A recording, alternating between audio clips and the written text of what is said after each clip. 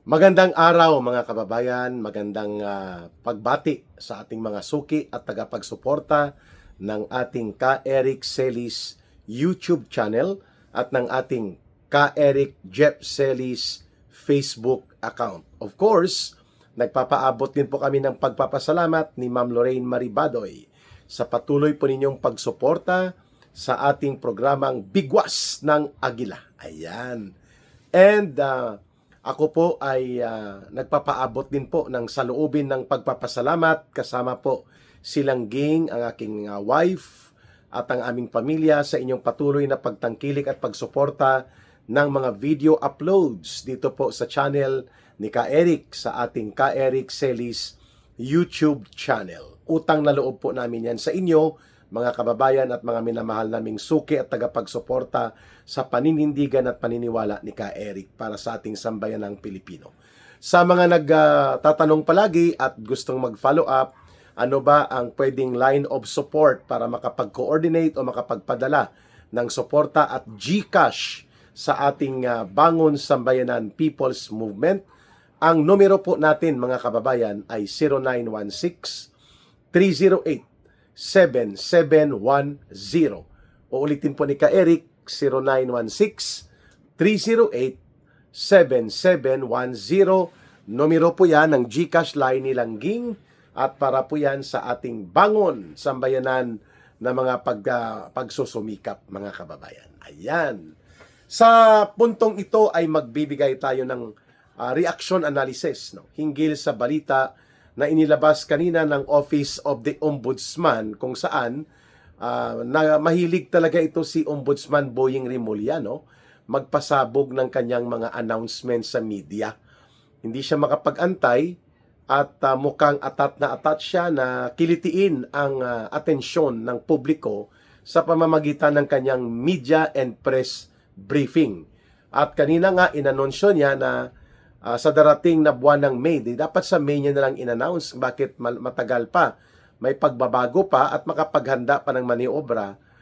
Lalo na si Tambaloslos nang in-announce kanina po ni Ombudsman Boying Rimulya na nakahanda na at inaayos ang final case build-up phase o ang pagbubuo ng mga kasong isasampa like plunder o pandarambong, which is a non-bailable offense.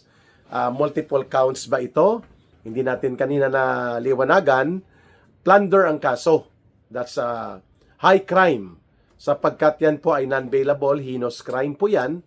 At ang tinatarget, according to the press statement na inilabas po ni Ombudsman Rimulya, si Martin Tambaloslos at si Senator Chis Escudero.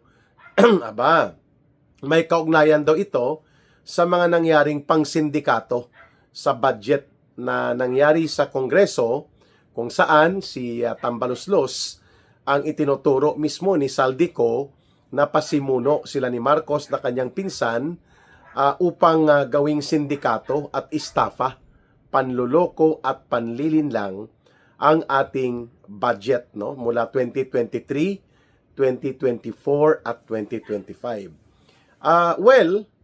That is still a matter to be expected with a lot of changes dahil nga maaga itong inanunsyo ni Boying Rimulya. Huwag nating kaligtaan o kalimutan ang mga factors of personal variable relations na magkasangga at magkahalong dikit itong si Rimulya, sila Marcos at sila Martin Tambaloslos.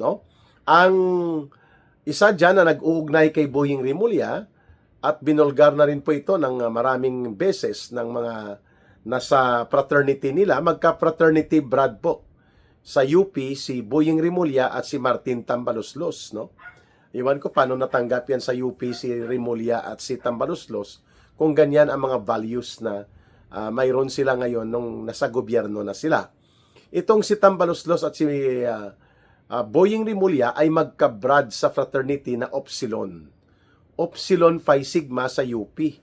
I think the Upsilon Phi Sigma or Upsilon Phi Sigma or Phi Sigma, whatever pronunciation that they take, Upsilon po ang tawag sa kanila, mga fraternity brad nila, sila Marcos Sr., sila Ninoy Aquino, yan mga magka-fraternity brad yan sila, mga kababayan.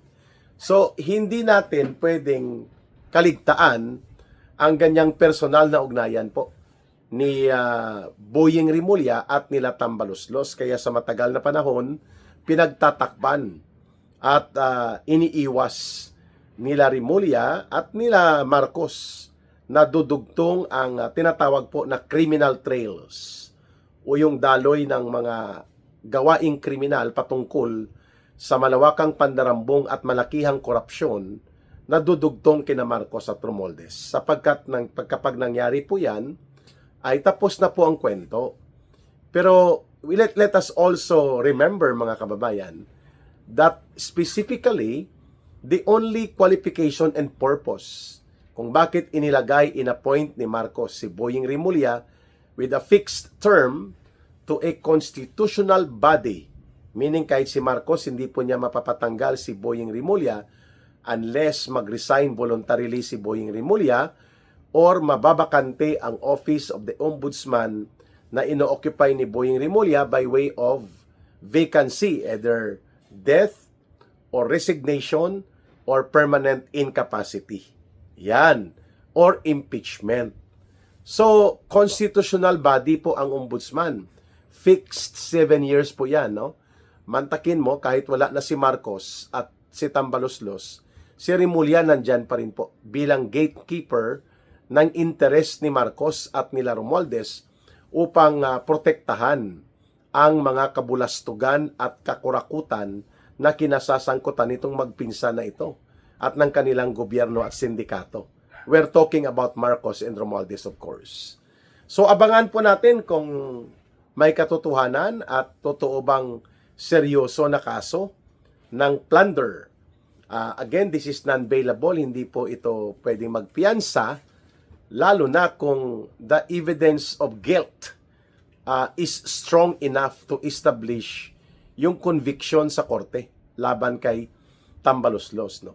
Si Chis Escudero idinamay na rin po para lang kunwari walang pinagpipilian, walang favoritism, na patas lang di umano at objective ang ginagawa ni Boying Rimulya sa pagsasagawa nitong case build-up. And accordingly, sa kanyang press release kanina, marami pa daw ang masasangkot o madadamay at idadamay pa sa mga kaso na isasampa, either massive graft and corruption, malversation or technical malversation,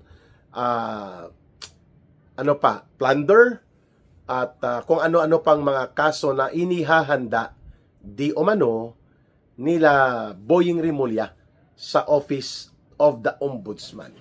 On the positive side, bagamat aalangan tayong maniwala ng lubusan at tayo ay nagdududa sa sinseridad at pagiging tapat sa layunin ni Boying Rimulya na idudugtong na ang kasong kriminal na plunder laban kay Tambaloslos at idinamay na pati si Senator Chis Escudero.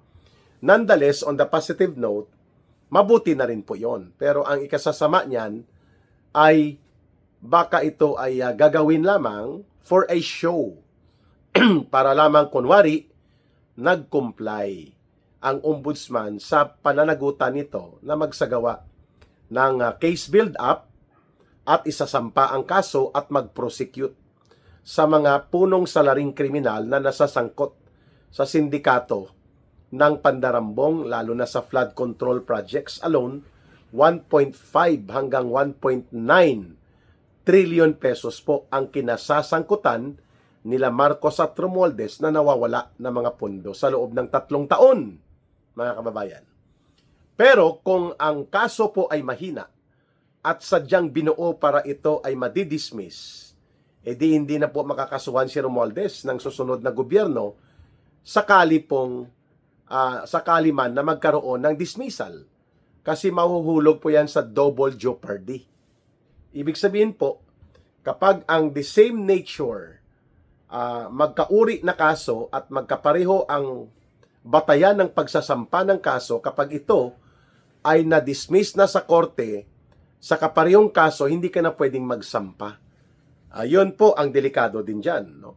Baka yan ang patutunguhan kung hausyaw o lotong Macau o chapsuy ang uri ng kaso na isasampa ng ombudsman laban kay Tambaluslos. Pwede po yan. No? Tingnan natin. Baka naman po mayroon pa namang natitira pang matitino na hibla ng kanyang konsyensya. Matitino na hibla o mga strands ng mga kukunting konsyensya na mayroon pa si Ombudsman Boying Rimulya para panindigan ang totoo at tama na pagsasampa ng tamang kasong kriminal upang mapapanagot at mapaparusahan po ang mga pangunahing personalidad na nasasangkot sa malaganap at sistematiko na pangungulimbat at pangungurakot sa pundo ng mamamayan. And that of course includes sa kay Romualdez at kay Marcos. Si Marcos, by virtue of political doctrine and tradition na ina-adapt natin sa Pilipinas, kapareho sa Vice President, hindi po sila kinakasuhan habang sila ay incumbent pa o nakaupo pa sa kapangyarihan o may nasa posisyon pa. Pero maliban na lang kung ang proseso ng pagpapatanggal o pagsasampa ng kaso ay sa pamamagitan ng impeachment. Pero pagkatapos ng termino nila, when they are no longer in office, kapag sila po ay natanggal sa kapangyarihan, nag-resign, o hindi na sila ang presidente at vice president, according to our political doctrine and tradition, pwede na pong sampahan ng kaso. Kaya si Marcos, pagpalagay natin na ino-observe yan ng ombudsman dahil impeachable official po sila Marcos at sila Vice President Sara Duterte. Well, si Vice President Sara Duterte hindi naman nasasangkot sa anomalya at mga kabulastugan ng pangungulimbat at pangungurakot sa flood control projects na ginawang ghost projects nila Marcos at Romualdez at sa iba pang mga ginawa nilang hut-hutan ng pangungulimbat at pangungurakot sa pundo ng gobyerno gamit po ang mga infra projects. Hindi naman po nasasangkot dyan si Vice President Sara Duterte. Kaya we would understand kung ganun po ang logic o lohika ng paglilinya ng pahayag kanina ni Ombudsman Rimulya na tutumbukin niya lang sila Senator Chis Escudero, si Martin Tambaluslos, at iba pang mga opisyal ng gobyerno na hindi po sa antas nila Presidente Marcos at Vice Presidente Sara Duterte. Ibig sabihin po ay mayroon na rin tayong nakikita kahit papaano na possibility na baka tinamaan din kahit papaano ng kukunting natitirang konsyensya na mayroon pa si Boying Rimulya.